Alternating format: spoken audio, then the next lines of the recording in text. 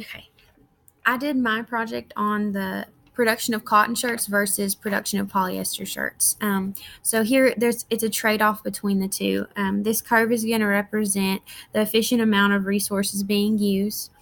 Point X is going to represent an inefficient amount of resources being used, and out here is going to be an unattainable amount of resources, something that we'll never be able to reach. So whenever we have more production of cotton shirts, we're going to have less of polyester shirts and vice versa. I did my marshmallow test on watching TV versus doing my schoolwork. So, instant gratification is going to be if I were to watch my TV show instead of doing my school. So, I show a little guy here, and he's thinking he should do his schoolwork instead of watching TV. But delayed gratification is going to be doing my schoolwork first and turning off the TV, and then after my schoolwork is done, then watching TV, knowing that my schoolwork is already all completed and I don't have to worry about it. The two tests that we did, the first one showed a box with 2, 4, and 8. And I thought to myself, okay, this is going to be a little bit more complicated. There's got to be something more to this. So I just doubled the numbers. I saw that the pattern was doubling. So I entered 16, 32, and 64. And when all reality, I could have entered anything. And anyways, that was the confirmation bias.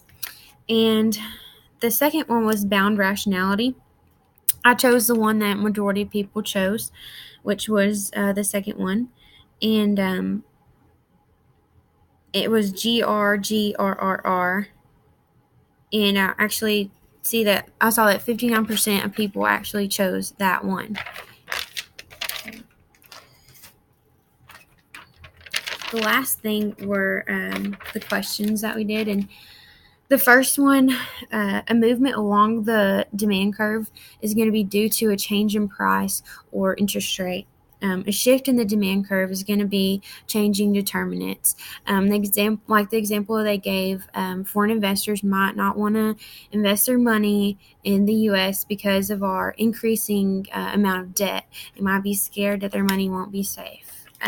The second one is a movement along the supply curve is going to be the same thing, a change in price or interest rate, and a shift is going to be changing determinants, and you could use the same example as the last one. The third one was talking about the high interest rates, but these are going to be non-binding, so no effects are actually going to happen unless the equilibrium goes above the price ceiling. And number 4, a fall in demand. It's going to be B and C, a fall in demand and a rise in supply. Decreasing demand is going to be a decrease in interest rate.